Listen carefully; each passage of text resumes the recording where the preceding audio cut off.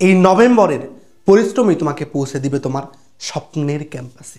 এই নভেম্বরে যারা নিজের স্বপ্ন পূরণের তীব্র আকাঙ্ক্ষা এবং পরিশ্রমকে সমন্বয় করতে পারবে তাদের পদচারণায় মুখরিত থাকবে পরবর্তী বসন্তের ঢাকা বিশ্ববিদ্যালয়ের টিএসসি প্রান্তর অথবা চট্টগ্রাম বা সাস্টের প্রাকৃতিক সৌন্দর্যের সেই সবুজ ভূমি অথবা রাজশাহী বিশ্ববিদ্যালয়ের সেই প্যারিস রোডে।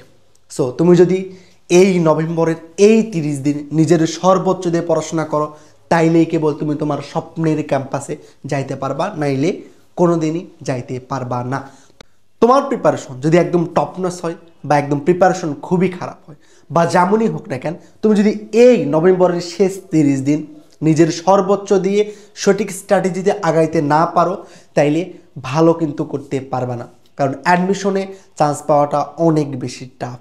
সো এই শেষ 30 দিন বিন্দুমাত্র কোনো ভুল স্টেপ নেওয়া যাবে না। তোমার প্রিপারেশন যেমনই হোক না কেন, একদম যদি শূন্য থেকেও শুরু করো তারপরেও এই 30 দিনে নিজেকে একটা ভালো বিশ্ববিদ্যালয়ে চান্স পাওয়ানোর মতো পজিশনে নিয়ে যাওয়া সম্ভব, কিন্তু তোমাকে সঠিক স্ট্র্যাটেজি অনুযায়ী আগাইতে হবে। এবং তোমার প্রিপারেশন যদি একদম খুব ভালো লেভেলের থাকে তাও তোমাকে এই শেষ সময় কিছু স্ট্র্যাটেজি অ্যাপ্লাই করতে হবে, নাইলে হয়তোবা এই দু একটা ভুল স্টেপের জন্য তোমার প্রিপারেশন ভালো থাকার পরেও কোনো বিশ্ববিদ্যালয়ে চান্স হবে না।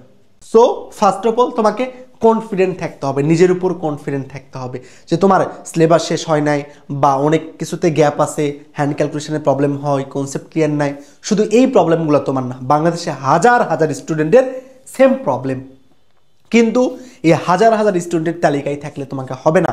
তারা যা করতেছে সেটা তোমাকে করা যাবে না, তোমাকে এক্সেপশন কিছু করতে হবে। অ্যাডমিশনে এসে সবাই 6 ঘন্টা 7 ঘন্টা 8 ঘন্টা পড়াশোনা করে, সো তোমাকে চেষ্টা করতে হবে তোমার 8 ঘন্টা পড়লে হবে না, অন্য একজন স্টুডেন্ট যা পড়তেছে তার চেয়ে তোমাকে দ্বিগুণ লেভেলের পরিশ্রম করতে হবে।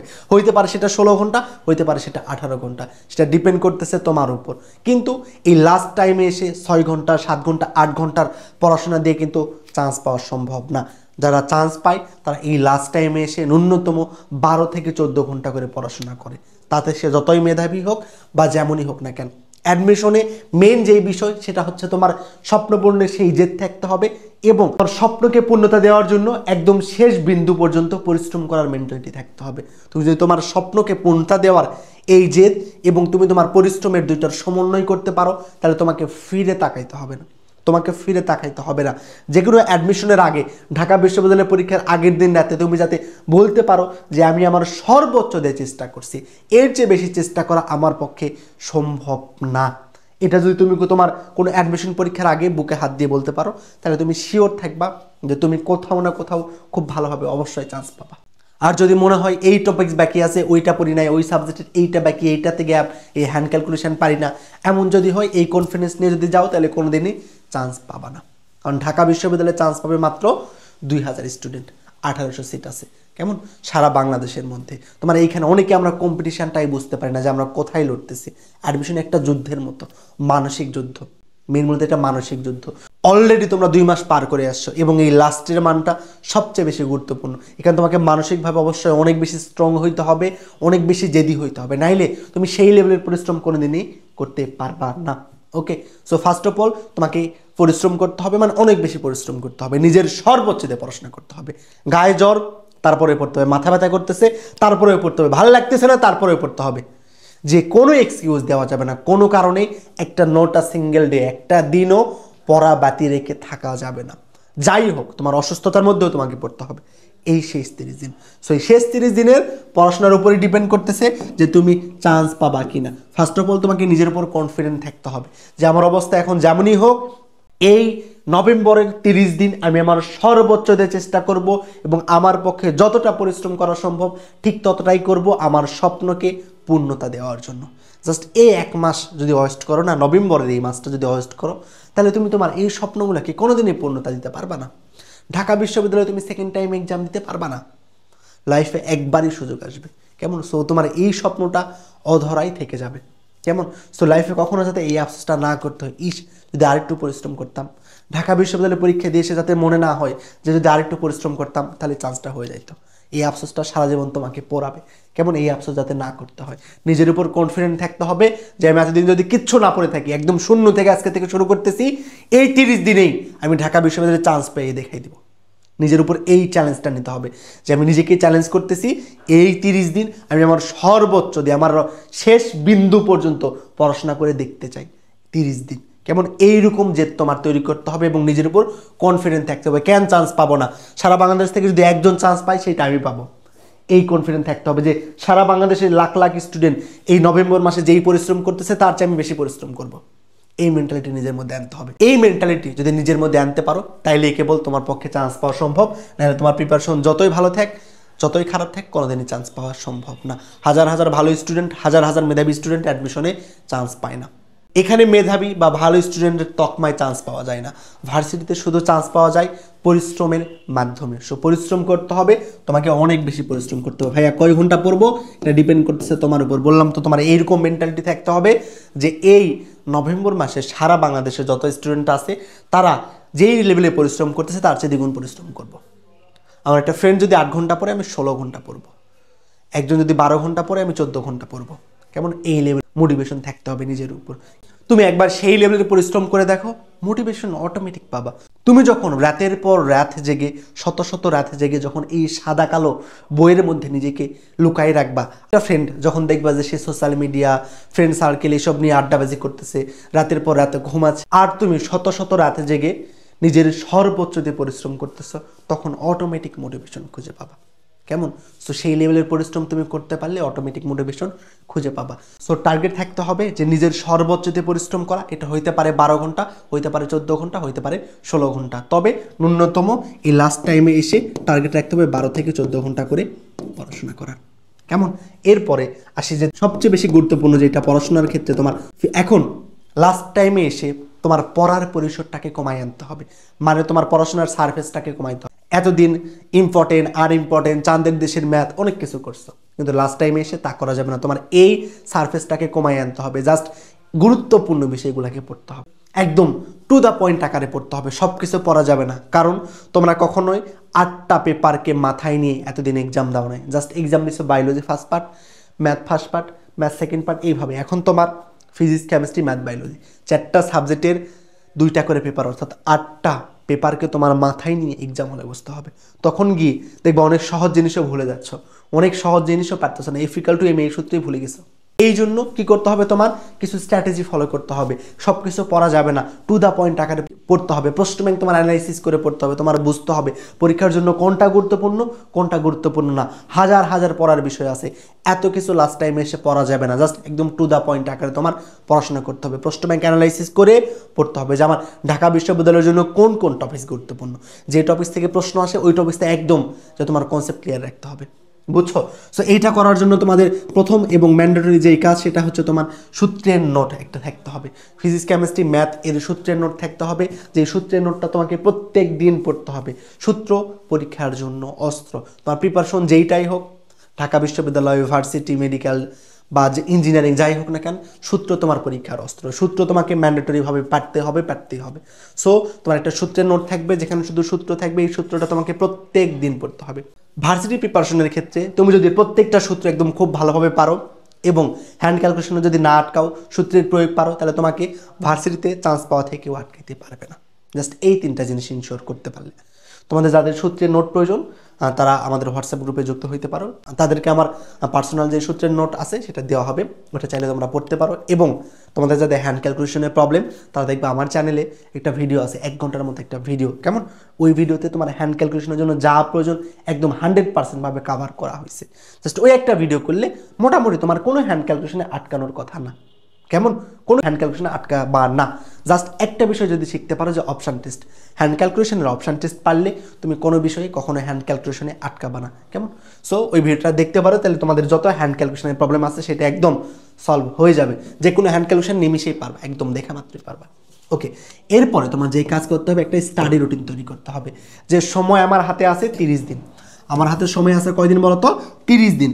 এই 30 দিনের মধ্যে অর্থাৎ নভেম্বর 30-এর মধ্যে আমার কি করতে হবে, যে আমার ফিজিক্স কেমিস্ট্রি ম্যাথ বায়োলজি একবার করে শেষ করতে হবে। নভেম্বর 30-এর মধ্যে ফিজিক্স কেমিস্ট্রি ম্যাথ বায়োলজি 4টা সাবজেক্ট একবার করে যে কোনো মূল্যে আমার শেষ করতে হবে। সো এই শেষ করার জন্য 30 দিনে 4টা সাবজেক্ট শেষ করতে হবে। এই জন্য তোমার একটা দৈনিক রুটিন প্ল্যান বানাইতে হবে, নাইলে আগাইতে পারবা না। অনেকে কোচিংয়ে মার্ক কম, বা কোচিংয়ের সঙ্গে আগাইতে পারতেছ না, তারা চাইলে এখন লাস্ট মুহূর্তে এসে কোচিংয়ের সঙ্গে আগাইতে না পারলে কোচিংকে লাস্ট মুহূর্তে এসে বাদ দিতে পারো, জাস্ট কোচিংয়ে গিয়ে এক্সাম দিবা। এবং নিজের তোমার যদি আগের কোনো গ্যাপ থেকে থাকে তাহলে তুমি নিজে এরকম একটা রুটিন করবা, যেই রুটিন অনুযায়ী তুমি 30 দিনের মধ্যে একদম শূন্য থেকে শুরু করে 4টা সাবজেক্ট শেষ করবা। অনেকেই ভাবতেছো এতদিনেই পারি নাই, 30 দিনে কীভাবে সম্ভব? যারা এইটা ভাবতেছো, নিজের উপর কনফিডেন্স নাই, তাদের অ্যাডমিশন দেওয়ারই প্রয়োজন নেই। অ্যাডমিশন সবার জন্য না, অ্যাডমিশন সবার জন্য না, কেমন? সো তোমার নিজের উপর কনফিডেন্স থাকতে হবে এবং তুমি যদি এই 30 দিন নিজের সর্বোচ্চ দিয়ে পরিশ্রম করো তাহলে 30 দিনেই তোমার 4টা সাবজেক্ট ইজিলি শেষ করা সম্ভব। কেমন? যে আমার সব কিছু পড়ার প্রয়োজন নেই, আমার টু দ্য পয়েন্ট আকারে পড়তে হবে, কি পড়বো কি পড়বো না এটা আমার বুঝতে হবে। কেমন? সো তোমার এরকম একটা রুটিন করতে হবে। তুমি যদি কোচিংয়ের সঙ্গে না গাইতে পারো, কোচিংকে বাদ দাও, জাস্ট নিজেকে ফোকাস করো। তুমি তো জানো তোমার দুর্বলতা কোথায়, সেটাকে দূর করতে হবে। সো এরকম রুটিন থাকতে হবে। মনে করো আজকে 5 তারিখ, 5 তারিখে তুমি কি পড়বা? যে ভেক্টর পড়বা। 5 তারিখে ভেক্টর পড়বা, কেমিস্ট্রির গুণগত পড়বা, আর মনে করো বায়োলজি একটা চ্যাপ্টার পড়বা। সো এইরকম তোমার প্ল্যান করতে হবে যে একদিনে তুমি কি পড়বা, একদিনে কয়টা সাবজেক্ট পড়বা, কোন অধ্যায় পড়বা, এরকম একটা প্ল্যান করতে হবে 30 দিন, যাতে 30 দিনের মধ্যে তোমার প্রত্যেকটা সাবজেক্ট শেষ হয়। কেমন? এরকম একটা খাতার মধ্যে দাগ টেনে এরকম একটা রুটিন বানাবা, যে আজকে 1 তারিখ 2 তারিখ 3 তারিখ এরকম ডেট দিবা এবং প্রত্যেক দিন কোন কোন চ্যাপ্টার পড়বা, কোন বিষয় সেটা লিখে রাখবা, যাতে 30 দিনের মধ্যে তোমার সম্পূর্ণ একটা প্ল্যান তৈরি হয় এবং সেই প্ল্যান অনুযায়ী আগাইতে পারো। তোমার নিজস্ব একটা প্ল্যান থাকতে হবে, প্ল্যান না থাকলে হবে না। সো এই প্ল্যান অনুযায়ী আগাইতে পারো, যাতে এরকম একটা রুটিন তৈরি করবা। বা রুটিন মানে এমন না যে 8টা থেকে 9টা ভেক্টর পড়বো, 9টা থেকে 10টা গুণগত পড়বো, এমন না, এমন করা যাবে না। তোমার দৈনিক চ্যাপ্টার অনুযায়ী তোমার কি থাকবে, টার্গেট থাকবে। আজকে আমি ভেক্টর এবং গুণগত রসায়ন পড়বো। সো এই দুটো চ্যাপ্টার শেষ করার জন্য তোমার যতক্ষণ পড়া লাগবে ততক্ষণ পড়তে হবে। যদি সেটা 2 ঘন্টায় দুটো চ্যাপ্টার শেষ করতে পারো, আজকের দিনে টার্গেট ফিল আপ, পড়ার প্রয়োজন নেই। যদি এই দুটো চ্যাপ্টার শেষ করতে তোমার 16 ঘন্টা লাগে, 16 ঘন্টায় পড়তে হবে। বুঝছো? সো এইরকম তোমার টার্গেট থাকতে হবে। তোমার দৈনিক এরকম টার্গেট রাখা যাবে না যে আজকে 9টা থেকে 10টা এটা পড়বো, 10টা থেকে 11টা, এমন না। তোমার টার্গেট থাকতে হবে অধ্যায় ভিত্তিক। আজকে 2টা অধ্যায় পড়বো, এই 2টা অধ্যায় পড়তে যতক্ষণ টাইম লাগবে ততক্ষণ আমার কভার করতে হবে। সো এইরকমভাবে তুমি 30 দিনের একটা রুটিন বানাবা, যাতে এই 30 দিনে তোমার প্রত্যেকটা subject physics, chemistry, math, biology শেষ হয় নভেম্বর 30-এর মধ্যে। কেমন? এরপরে তোমার কি করতে হবে, যে ডিসেম্বরের 1 তারিখ থেকে ডিসেম্বরের পরবর্তী এক্সাম পর্যন্ত তোমার জাস্ট এক্সাম দিতে হবে। বাসায় বসে, কোচিং সেন্টার বা যেখানেই বলো না কেন, বাসায় বসে ওই ভার্সিটির স্ট্যান্ডার্ডে, যদি ঢাকা বিশ্ববিদ্যালয়ে এক্সাম দাও, ঢাকা বিশ্ববিদ্যালয়ের স্ট্যান্ডার্ডে তোমাকে এক্সাম দিতে হবে সকাল 11টা থেকে 12টা 30 পর্যন্ত। এই 1.5 ঘন্টা বাসায় বসে ঢাকা বিশ্ববিদ্যালয়ের লাস্ট ইয়ারের প্রশ্ন মানে যেই প্রশ্ন ব্যাংকে শুধু ইয়ার অনুযায়ী প্রশ্ন দেওয়া আছে, যে 2020-21-এর প্রশ্ন, 22-23-এর প্রশ্ন, এরকম ইয়ার অনুযায়ী প্রশ্ন তোমাকে এক্সাম দিতে হবে। এক্সাম দিয়ে তোমার কোন জায়গায় প্রবলেম, টাইম ম্যানেজমেন্টের প্রবলেম, নাকি তোমার সূত্র ধরতে প্রবলেম হচ্ছে, নাকি হাতে ক্যালকুলেশনের প্রবলেম, এগুলো তোমাকে খুঁজে বের করতে হবে। কেমন? তো এই জন্য তোমাকে প্রত্যেক দিন এক্সাম দিতে হবে। ডিসেম্বর 1 থেকে ঢাকা বিশ্ববিদ্যালয়ের পরীক্ষা ডিসেম্বর 20, এই 20 দিন প্রত্যেক দিন 11টা থেকে 12টা 30 পর্যন্ত তোমাকে এক্সাম দিতে হবে, যদি তুমি মেইন এক্সামে ভালো করতে চাও। তাইলে অনেকের প্রিপারেশন অনেক ভালো থাকে, কিন্তু পরীক্ষার মধ্যে গিয়ে নিজের নার্ভকে কন্ট্রোল করতে পারে না, যার ফলে তাদের চান্সটা মিস যায়। তুমি যদি প্রত্যেক দিন বাসায় বসে 11টা থেকে 12টা 30 পর্যন্ত এক্সাম দাও, তাহলে তোমার ব্রেনের কাছে এটা একটা স্বাভাবিক বিষয় মনে হবে। কেমন? সো তুমি যখন 20 তারিখে ঢাকা বিশ্ববিদ্যালয়ে 11টার দিকে পরীক্ষার হলে ঢুকবা, তখন তোমার ব্রেনের কাছে এইটা ওই রকম এক্সাম মনে হবে না। সো তুমি তোমার ব্রেনকে এইভাবে যদি আগে থেকে ট্রেন করতে পারো, তুমি এক্সামে গিয়ে ভালো করবা। নার্ভাসনেসের জন্য আমরা অনেকেই এক্সাম খারাপ করি, এইটা আর হবে না। কেমন? এবং তোমার একটা আইডিয়া তৈরি হবে যে ঢাকা বিশ্ববিদ্যালয়ের লাস্ট 20 ইয়ারের প্রশ্ন তুমি যদি সলভ করে, তাহলে তুমি অটোমেটিক বুঝতে পারবা কোন জায়গা থেকে প্রশ্ন আসে, কোন টপিকস তোমার খুব ভালো করে পড়তে হবে। এই জন্য রেগুলার এক্সাম দিতে হবে, নিজের দুর্বলতা কোথায় সেটা খুঁজে বের করতে হবে, করে তোমার অবশ্যই প্রত্যেকটা টপিক্সের কনসেপ্ট ক্লিয়ার করতে হবে। এবং তোমরা যদি চাও ফিজিক্স, কেমিস্ট্রি, ম্যাথের, দেখবা আমার চ্যানেলে ফ্রি প্লেলিস্ট আছে ভার্সিটি এ ইউনিটের জন্য। ফিজিক্স, কেমিস্ট্রি, ম্যাথ সবগুলোর জন্য একদম ফার্স্ট পার্টের ক্লাস একদম ফ্রিতে দেওয়া আছে। তোমরা চাইলে একটা চ্যাপ্টারের ক্লাস করে দেখতে পারো। জাস্ট ক্লাসে তোমাকে যা পড়ানো হয়েছে এর বাইরে তোমার ভার্সিটি প্রিপারেশনের জন্য বিন্দু মাত্র কিছু পড়ার প্রয়োজন নেই। আমি তোমাকে এইটা গ্যারান্টি দিতে পারি, ক্লাসে যা পড়াইছি এর বাইরে কোনো বিশ্ববিদ্যালয়ে একটা সিঙ্গেল প্রশ্ন পাবা না। সো তোমার যদি হ্যান্ড ক্যালকুলেশনের প্রবলেম হয়, তোমার যদি কনসেপ্টে প্রবলেম থাকে, তুমি চাইলে আমাদের এই ক্লাসগুলো করতে পারো। দেখবা ফার্স্ট পার্টের সকল ক্লাস একদম ফ্রিতে আমার চ্যানেলে দেওয়া আছে। আরেকটা বিষয়, এই লাস্ট মাসে এসে কোনো ভার্সিটিকে ডেডিকেট করে প্রিপারেশন নেওয়া যাবে না। যদি তোমাদের এক্সাম একবারে ডিসেম্বর জানুয়ারির মধ্যে সব এক্সাম শেষ, অর্থাৎ তোমাকে এখন কম্বাইনভাবে প্রিপারেশন চালাই যেতে হবে, যে একটা বিশ্ববিদ্যালয়কে ডেডিকেট করে প্রিপারেশন নেওয়া যাবে না, যে শুধু রাজশাহী বিশ্ববিদ্যালয়কে ডেডিকেট করে বা ঢাকা বিশ্ববিদ্যালয়কে ডেডিকেট করে প্রিপারেশন নেওয়া যাবে না। তোমাকে কম্বাইনভাবে প্রিপারেশন নিয়ে যাইতে হবে।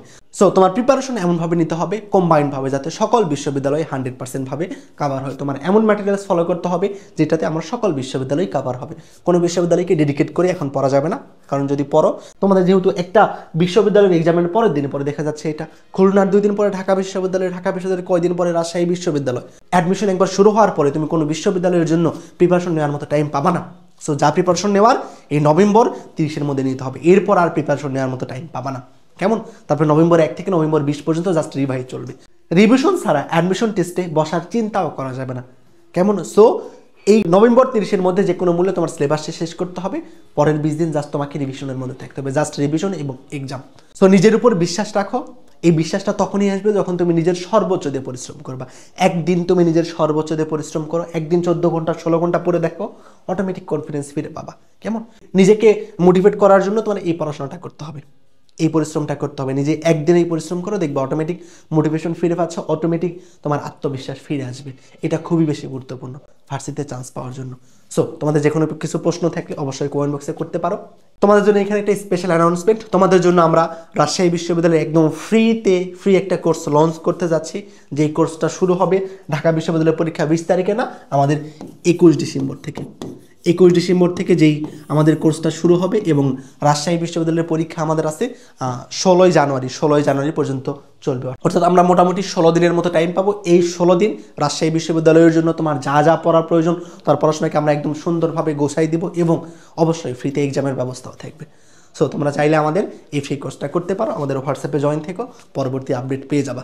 আর এছাড়া তোমাদের কোনো প্রশ্ন থাকলে আমাদের কমেন্ট বক্সে করতে পারো, ইনশাল্লাহ প্রত্যেকের কমেন্টের উত্তর দেওয়ার চেষ্টা করব। সবার জন্য দোয়া এবং শুভকামনা রইল। সালামু আলাইকুম।